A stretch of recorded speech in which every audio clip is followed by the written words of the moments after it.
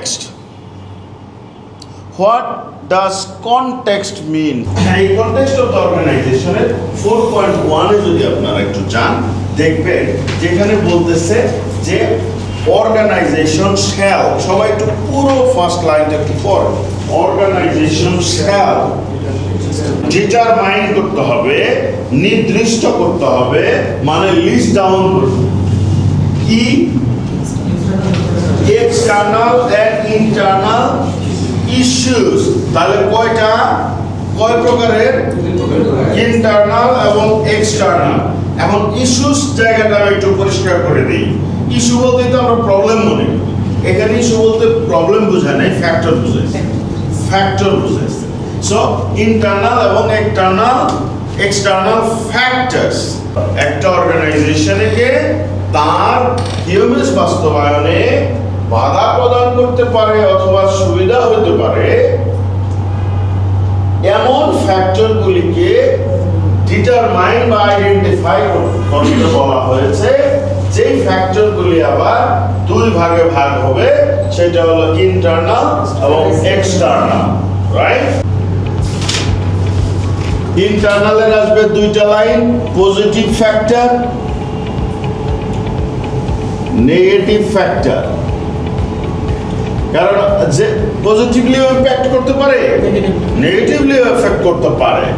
So এক্সটার্নালেও আসবে positive, negative.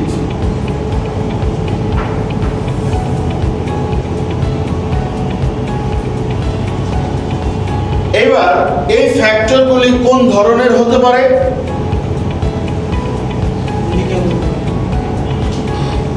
ফ্যাক্টরগুলি হতে পারে পলিটিক্যাল, সোশ্যাল,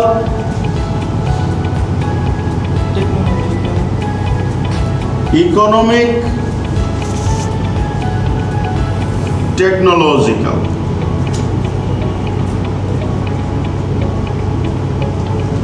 এখন টেকনোলজিক্যাল একটু খেয়াল করে, বোর্ড দেখা যায় নিশ্চয়ই অনলাইন থেকেও। টেকনোলজিক্যাল এটাকে আমরা টেকনিক্যালি মনে রাখার জন্য আমরা বলি PEST. Political, economic, social and technological factor. কোন ফ্যাক্টর? যেই ফ্যাক্টর কিউএমএস বাস্তবায়নে এফেক্ট করতে পারে। তাহলে কিভাবে এফেক্ট করতে পারে? Economic factor. ইকোনমিক ফ্যাক্টর তাহলে আমি বলছি ইন্টারনাল, এক্সটার্নাল, রাইট? ইন্টারনাল বলছি না? তাহলে এখানে তো দুইটা ইকোনমি, একটা হলো আমার অর্গানাইজেশনের ইকোনমি, আরেকটা হলো এক্সটার্নাল, কান্ট্রির economy, global economy, right? So সবই কিন্তু ফ্যাক্টর। তাহলে আমরা এই জন্য ইন্টারনাল নিলাম এবং এক্সটার্নাল নিলাম।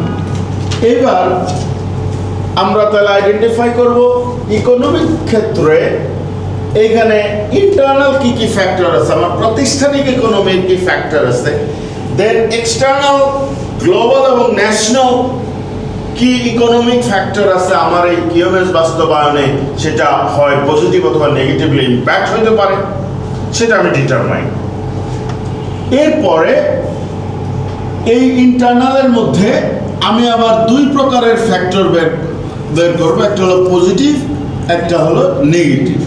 এইটাও সেম, আমরা পজিটিভ এবং নেগেটিভ, কোন ফ্যাক্টরটা আমার জন্য পজিটিভ এবং কোন ফ্যাক্টরটা নেগেটিভ। একই সাথে social, same thing, internal positive, internal negative, external positive, external negative. A same জিনিস will be copy paste here as well. So internal positive, internal negative, external positive, external negative. Same internal positive, internal negative, external positive, external negative. এই যে আমি যে এই চিত্রটা গেছি, আপনি এটাকে যদি একটা টেমপ্লেটে পরিণত করেন, ওয়ার্ডে হোক এক্সেলে হোক, যে ফ্যাক্টর ইন্টারনাল আর এক্সটার্নাল, পজিটিভ আর নেগেটিভ, আপনি যদি এই কলামগুলো তৈরি করে আপনার এই ফ্যাক্টরগুলিকে ডিটারমাইন করেন, তাহলে 4.1 এর রিকোয়ারমেন্ট ডান হয়ে যাবে। ক্লিয়ার হয়েছে আমরা?